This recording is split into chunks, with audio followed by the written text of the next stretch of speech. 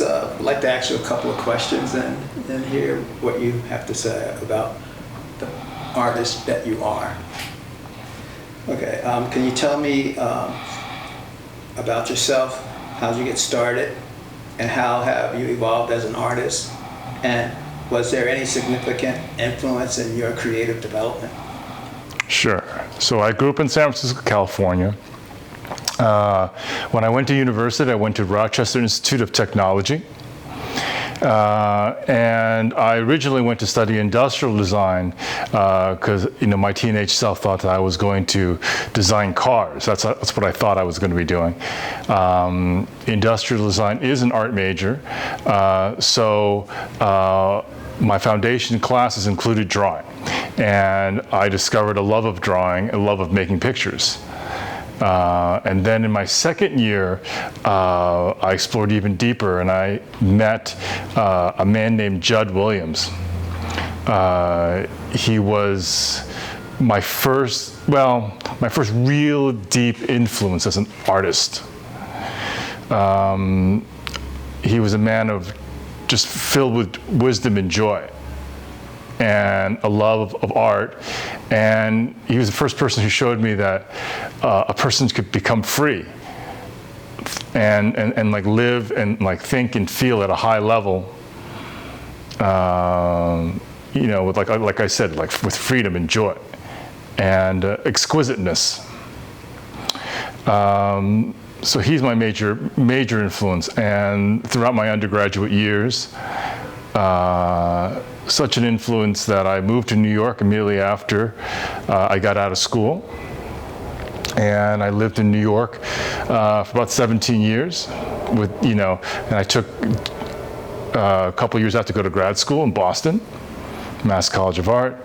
And there I had many influences. My main professor, his name was Thomas Vu. But all of my professors there were like great painters, and they taught me so much about what it means to be an artist and to have a professional practice. And then when I got to New York, I just met so many like brilliant people, and I continued my growth. And 2011, I moved here to Philadelphia, and I just kept on going.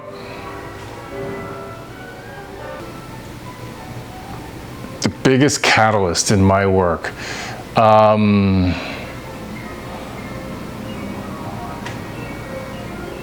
I would have to say the first name that comes to mind is William Turner, the English painter.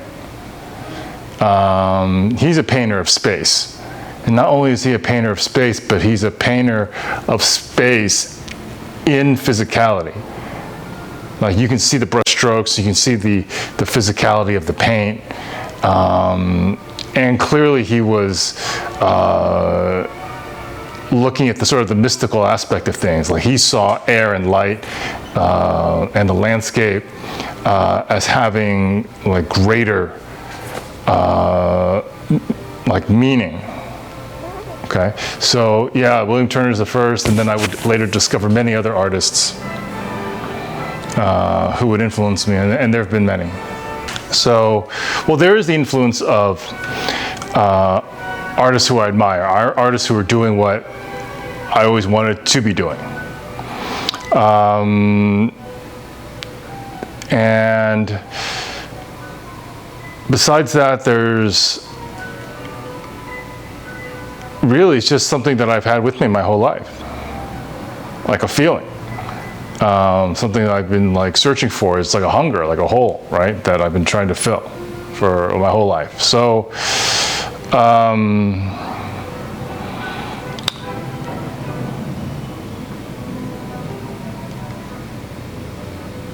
the way that I make my pictures is that like I discover them. In other words, I don't start with an idea and then try to execute the idea. I'm hoping for a miracle. I'm hoping to be surprised. I do have ideas, and it comes from like everywhere, like books that I read, movies that I see, songs that I hear, and everything gives me ideas. I mean, you can't talk to me and me not thinking about a movie. And the same thing is true. Like I can eat something and immediately I'll have a visual impression. You know, every sense awakens every other sense, and as it pertains to painting, it awakens like visual thought. And then when I go to paint, I just kind of arbitrarily just sort of just spill it all out, and I just do whatever, right? And sometimes I'm just reacting like a wild animal to what I'm seeing. And I don't really think about what it is or what it means, and I'm just feeling. Okay, and eventually the piece will start to look like something, and I'll start to realize that it should become this, and then the images that occur to my imagination start getting like more and more specific, more and more concrete. And at that point, you know, that's when I like refine the picture and make it to what you'll see in the end.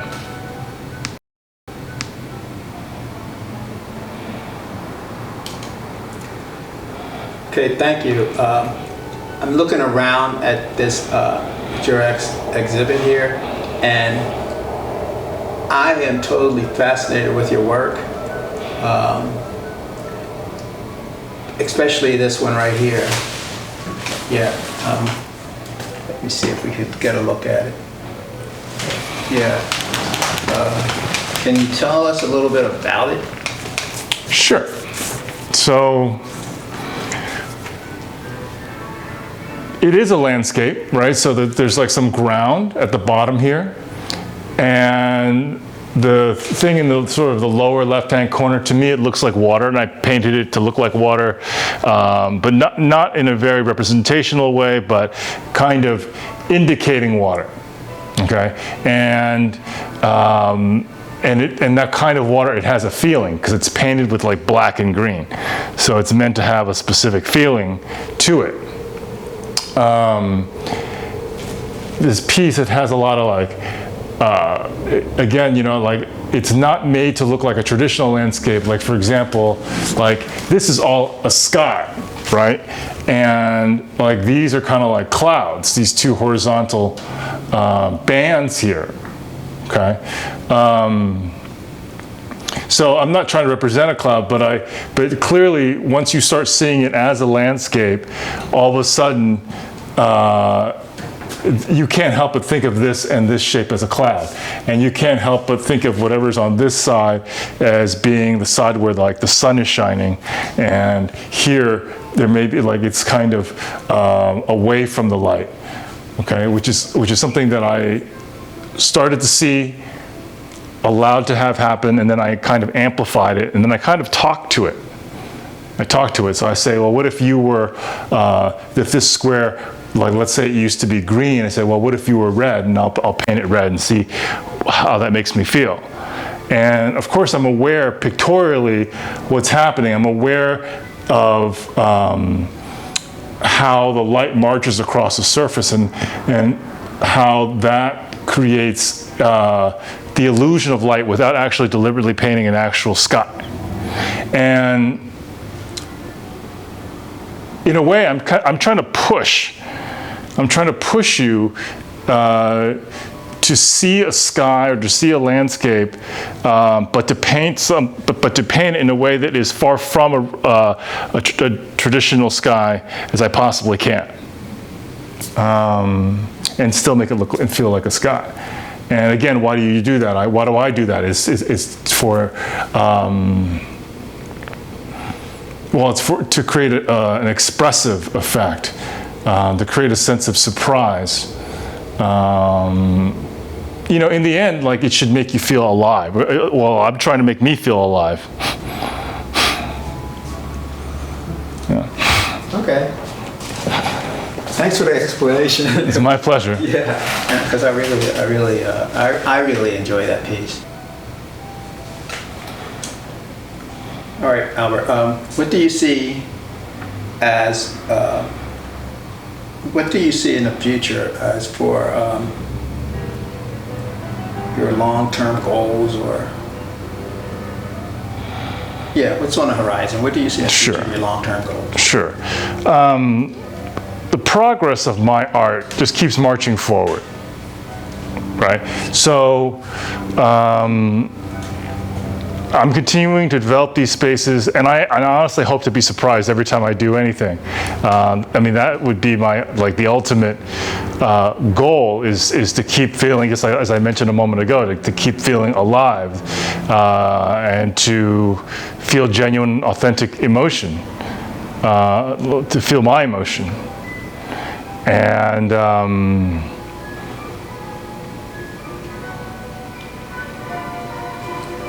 yeah, it's funny, because it looks like I'm making a abstract painting, but to me, as time goes on, I feel like the illusion is falling away, one layer at a time. And to me, I just want to touch universal feeling. Like the bedrock of my feeling, which I trust is the bedrock of your feeling.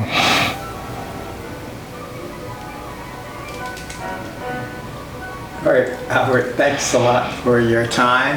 And we here at the City Arts Salon do appreciate your participating in what it is that we do here. We want to thank you. Thank you, and thank you for having me.